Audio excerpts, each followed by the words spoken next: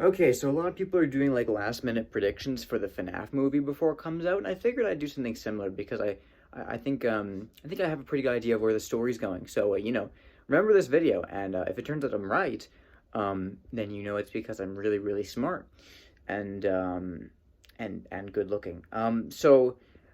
Basically the way I think the FNAF movie is gonna go, in my opinion, is I think we're going to have obviously we're gonna have Mike show up at the pizzeria. He's going to be a security guard. We all know that already.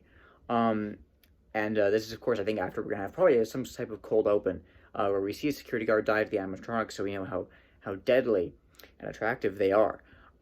So I think that we're gonna have him show up, and also Abby's going to come in, and kind of against his will. He doesn't really want her to because it's like, well, stay home, you dumb kid. This is my I'm doing my job.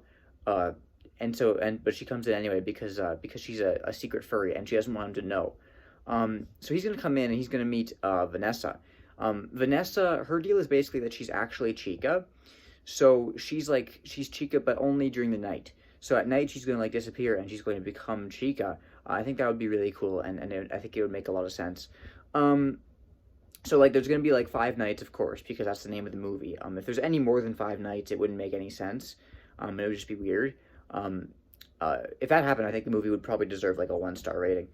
So if there's gonna be 5 nights, and on the fifth night, the animatronics slowly get more active, and at the fifth night when they're the most active, things are gonna look real bad. They're gonna about to kill Mike.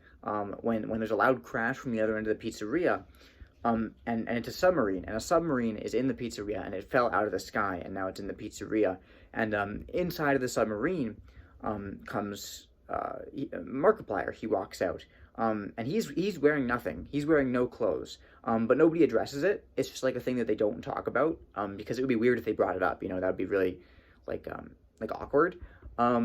So Markiplier shows up, and he's like, "Hey, it's me." And then Golden Freddy shows up and he's like, "Hey, that's my line." And so they have a fight. And that's like the first fight scene in the movie, because up until then, like, we have like some scary scenes, but we don't really have any like fight scenes, which is what FNAF really needs. And so everyone's kind of waiting for that one big fight scene. And thankfully it shows up in like this fifth night. And Markiplier dies, but not before imparting some real words of wisdom to Mike.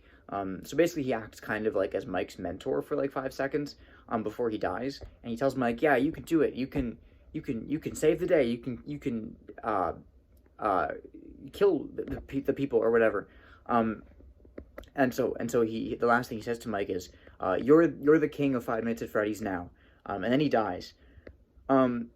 So then Mike comes back and he's able to actually like take out all the animatronics properly. And he just murders them. I mean, he decimates them. And then he wears their skin over him as like a revenge for what happened to him in the games, where they wore his skin, where some of them did anyway, like Circus Baby or something. I don't know. I don't care. And so he wears their skin. And then Vanessa's like, "That's weird." But she's actually Chica, but she's not really. Because it's the daytime. So that makes sense, I think. And then Abby comes out to her brother as a furry, and he's like, "Well, it's okay. I accept you for whoever you are."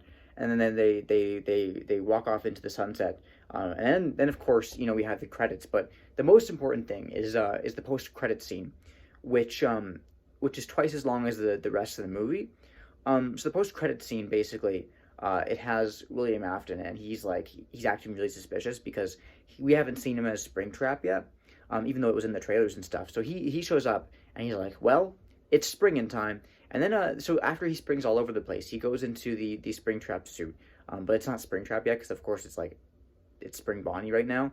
He goes in there, and then he says it's Ultra Springing time, and then he dies, and he sort of fuses with the Springtrap animatronic.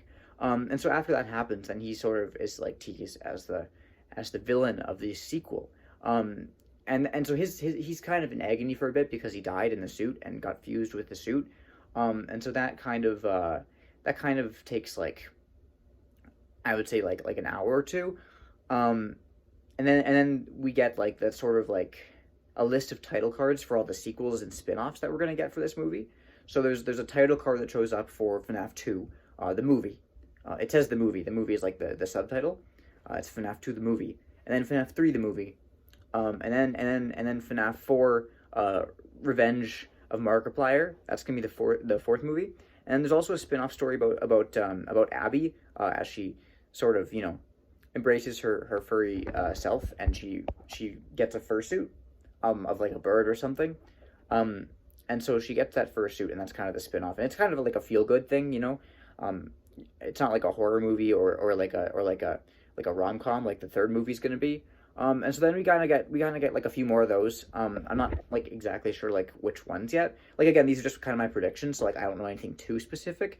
But there's gonna be like I'd say at least like a dozen like sequels announced at the end of the post credit scene. And then after that happens, the movie ends. And then Matt Pat shows up and he says, "Hey everyone, thanks for watching." But he doesn't show up like on screen. He shows up like in the theater, in all the theaters where the movie plays, and he says, "Hey guys, thanks for watching. Smash like, subscribe. I'm gonna have a theory on this very soon about how Markiplier is really he's a good looking dude." That's what Matt Pat's gonna say. And then the movie ends, and then everyone claps. So those are just kind of my like general predictions. I don't know if it's gonna come true, but I feel pretty confident. So just remember that, and if it comes true, like hey, just I was here. I knew it, I called it. Just so that we kind of have a record of that, because I feel pretty confident. Because I've been with the series for a while, so I kind of know how these things go. Yeah, I'm super excited for this movie. It's gonna be really scary. I think. It's also going to be really really funny. Okay, goodbye.